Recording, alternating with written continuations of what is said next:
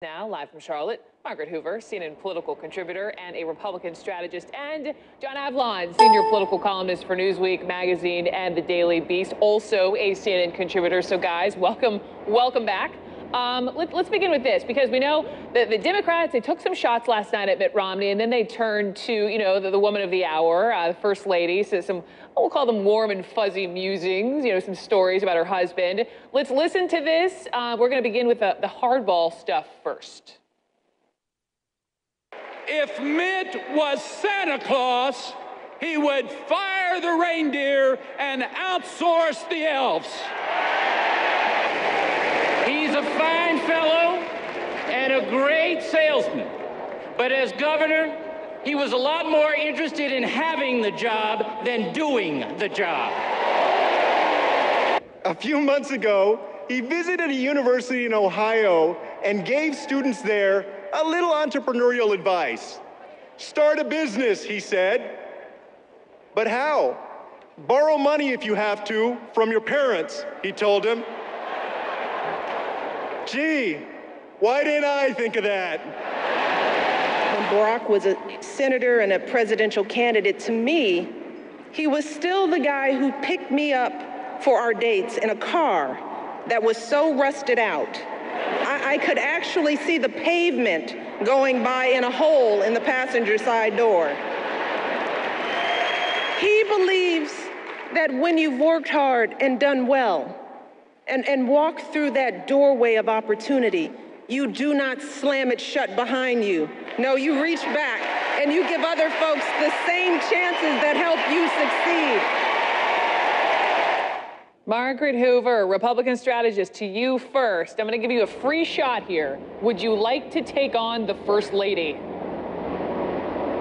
Of course I don't want to take on the First Lady. She's a fabulous First Lady. I ardently disagree with her politics, as most Republicans do. And so what I would say is she didn't mention once in her entire speech that 23 million Americans are unemployed. She didn't mention once 8.4% unemployment.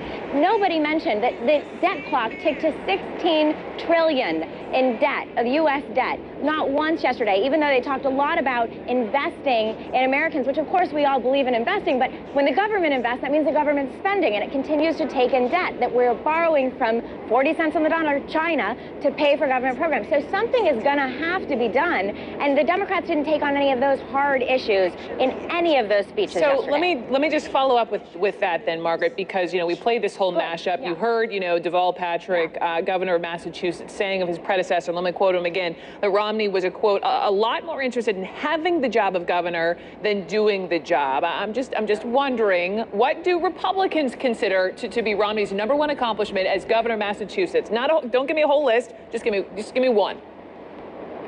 I think Mitt Romney would say that his #1 accomplishment was closing an egregious, terrible budget gap that he inherited when he came into the governorship, and he did it without raising taxes. By the way, he also did it with a legislature that was 80% Democrat. You wouldn't say anything about... And my husband laughed. So now here's his rebuttal. Go ahead, John Avlon. I want to hear your answer. Yeah. I mean, look, you know, the reason that Deval Patrick line really did lay a blow is because it had the added advantage of being true. Mitt Romney did treat the Massachusetts governorship as a way station to running for president. Objectively, his most impressive accomplishment as governor was healthcare reform, the individual mandate, which is now, of course, politically incorrect to speak about. But that objectively is what he would have been remembered for as governor if he never decided to run for president. And look, you know, I think the implicit criticisms of Mitt Romney were the most effective last night. Everyone in conventions, they throw their red meat. It can alienate independents, it rallies the base. But where you really lay a glove, where you really gain credibility is when you actually speak the truth. And the implicit criticisms, the reframing of the American dream from a Democratic perspective, that was all very, very effective. That line from Michelle Obama you played, where she talked about the rusted out car. Right. That was very effective because it was real. It was relatable. That was why one of the reasons it was a very effective speech last night. John, what is your take so far on the convention? Look, there's a lot of optimism. That was a home run first night. I mean, Julian Castro had an unbelievable keynote. Low expectations. San Antonio mayor, unknown in national circles. And he stepped up to the plate, and he smiled, and he hit the ball hard. And it was enormously effective. Michelle Obama, a brilliantly written speech, a brilliantly delivered speech. And so over and over, I think that was a very, very strong first night. Margaret's right to say that they ignored things like the debt clock hitting 16 trillion. They're going to have to get more specific in nights ahead. but there's a lot of optimism here. Now, they may be in denial about the big money they're going to be facing from super PACs. The polls are tight, but this was a strong, optimistic first night for the Democrats. I do think also it's fair to comment on the content of the First Lady's speech, too. While it, it riled the crowd, and of course, the convention hall is enormously supportive. I mean, she's talking to her base. She was introducing the president to the United States of America. He's been our president for 4 years. But was she really introducing him, Margaret Hoover, or was she really saying, hang on, this guy that you've known for the last 4 years, here are 8 reasons why you need to keep him in this job?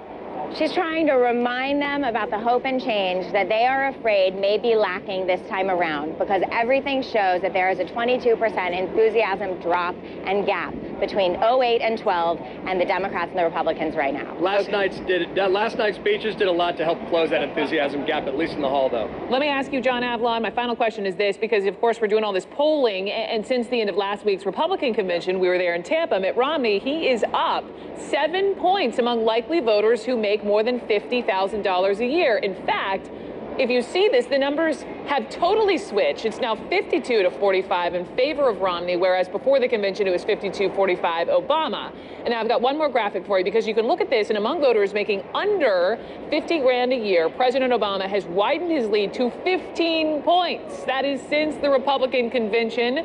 What do you make of those numbers?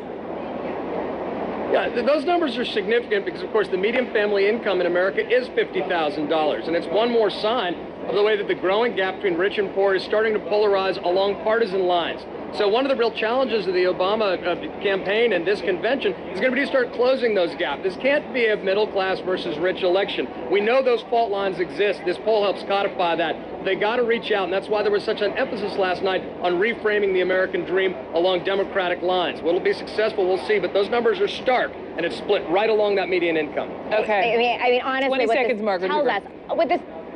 What this tells us, Brooke, is sort of what we already know. This election is going to be about jobs. It's going to be about the economy. It's going to be about pocketbook issues. It's going to be who's going to be the person who's going to be able to turn around the economy. And I think what it also shows, this bump, this middle class and the economy, and what it shows this bump is how is this going to affect the person who wants to know how the next 4 years are going to be different than the previous 4 years? The Romney campaign got a lot of traction on that coming out of Tampa, and that's what I think you see in that poll. Well, you know who will be talking about the middle class? Bill Clinton tonight. We will look for that, of course, in the 10 o'clock hour. Absolutely right. Thanks, you guys. Margaret Hoover, John Avlon. See you tomorrow from Charlotte. And just